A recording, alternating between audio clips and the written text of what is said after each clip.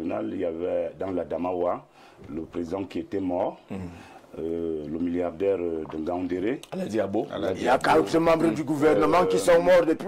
Il n'y a pas eu de renouvellement. À l'ouest, le président, c'était Mbomondjoya qui est mort.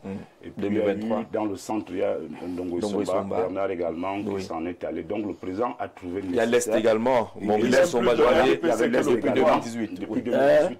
Il fallait donc d'abord changer ces personnes. Vous allez comprendre pourquoi. On va arriver à cette étape-là. Oui. Est-ce qu'on est toujours en train de répondre à la première question? Je réponds à la question. Celle de président Ngongo qui serait mis hors jeu. Le président national sait quelles sont les personnes qui lui sont utiles pour faire la politique politicienne. Le président national sait quelles sont les personnes qui sont utiles pour faire l'autre politique. Ça veut dire quoi? Ça veut dire que le président, quand le président voit M.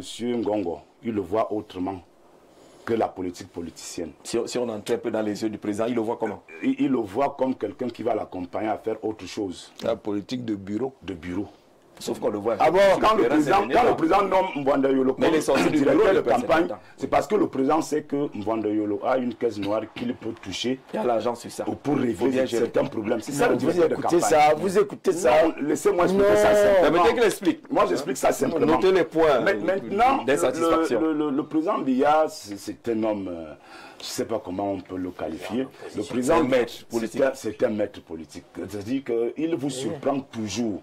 Vous avez vu qu'il y a des ministres qui ont été très en mouvement politiquement ces derniers temps, notamment le ministre de la Santé, Manaouda Malachi, qui ne figure pas. En fait, si moi, on m'avait demandé de mettre les noms, je n'allais pas oublier Manaouda Malachi.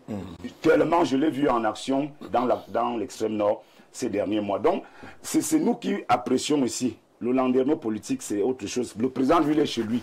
Il a sa stratégie, il a ses raisons. Il a ses raisons que nous ne maîtrisons pas souvent ici. Je suis en train de vouloir préciser que le président a envoyé M. Fernand Ngongo sur le terrain ces dernières semaines. C'était de la politique. C'est le président qui l'envoie. Va dans la boucle de la Léquier, va dans le Septentrion, va à Douala. C'est le président qui lui dit, mais ça c'est de la politique pour le président. Le président envoie un administratif, un haut commis de l'État qui est à ses côtés. Maintenant, le président nomme des gens qu'il sait que politiquement, ils vont mouiller le maillot pour que lui soit élu. Facile. Parce qu'en fait, comme vous avez vu en 2018, le président a fait la campagne une seule fois, il allait seulement en 7 minutes. 7 minutes, il est rentré, c'est toi qui as compté 7 minutes. Donc il est rentré. Suffisant pour avoir 71%. Bon, il a compris qu'il n'y avait pas match et il a gagné 71%. Donc, pour répondre concrètement à cette question, quelqu'un l'a dit ici. Le président, beaucoup de gens se seraient attendus que le président nomme Frambia comme membre du comité central. Ils seraient attendus qu'il voit Mwanda Yolo ou Fernand Ngongo. Non, le président, lui, ne regarde pas comme ça. Le président a une autre lecture par rapport à ce que lui pense faire pour l'élection d'octobre 2025. Et je pense, à mon humble avis, qu'il a pris des gens qu'il maîtrise, qui sont politiquement des gens de terrain, qui vont l'aider à faire sa politique au niveau des départements, au niveau des régions. Mais pour la suite, vous allez voir, comme le professeur Onala dit tout à l'heure, vous allez voir que les personnes qui sont absentes de ces nominations seront certainement celles qui pourront jouer les premiers rôles. Vous rêvez, monsieur. Laisse-moi donc finir, même dans mes rêves. Alors, qui pourront jouer les premiers rôles lors de l'organisation de la campagne du président en 2025. D'accord, si on prend cette liste du comité central, on observera qu'il y a beaucoup de ministres qui ont été nommés dans cette affaire. Et l'une des interprétations que certains font, notamment les internautes, c'est de dire que le président national semble avoir choisi la voie des porteurs, comme on le dit au quartier, ceux qui ont les moyens. Tous les ministres sont là. C'est des nominations qui visent la campagne électorale. Lorsqu'on choisit, les missions, les moyens. Lesquels? Vous voulez dire le contraire?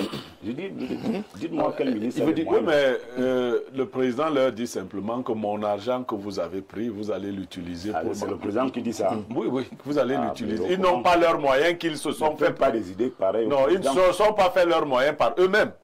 C'est comme ça. Vous devez... Le principe au RDPC, c'est qu'on ne vous demande pas de cotiser pour le parti. Mais le moment venu, quand il y a des... On vous désigne. On vous désigne, vous comprenez. Vous voyez, il y a beaucoup de DG aussi, des structures importantes. Vous comprenez, on n'a même pas besoin de vous le dire. Et votre rôle, c'est de mouiller le maillot suffisamment pour que dans votre circonscription, le président soit élu. Bon, d'ailleurs, même si vous ne mouillez pas le maillot, lui sera élu, mais il aura observé que vous n'avez pas mouillé le maillot.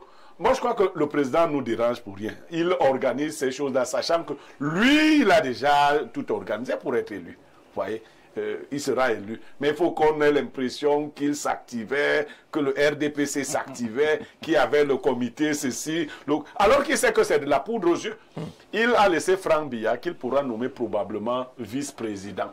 Ah bon, ce n'est pas encore prévu. J'ai bien dit probablement. Il va, oui, c'est lui qui. C'est pas encore prévu. Oui, il va faire que ce soit prévu.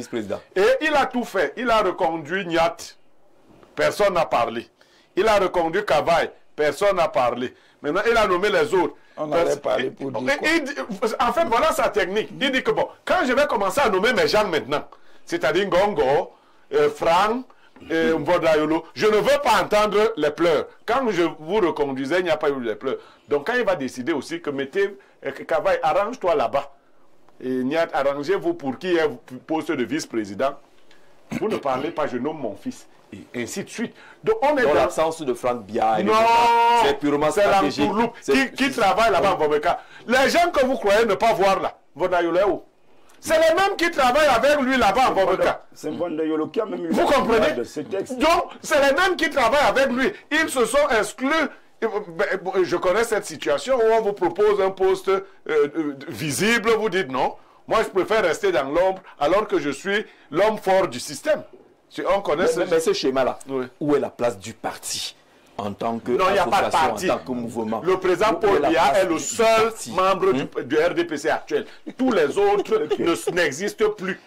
Il est le seul. Il fait et il défait.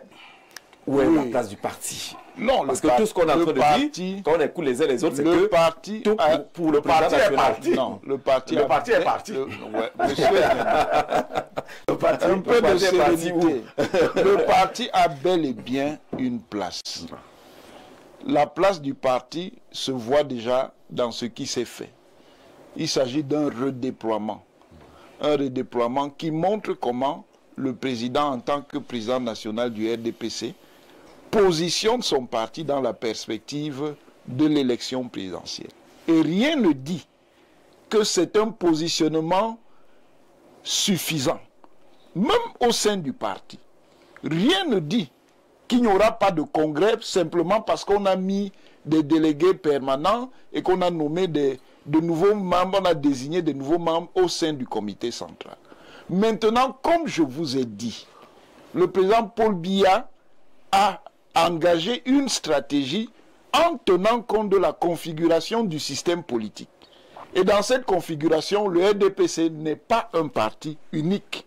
Le RDPC, même en étant parti dominant, gouverne avec une coalition.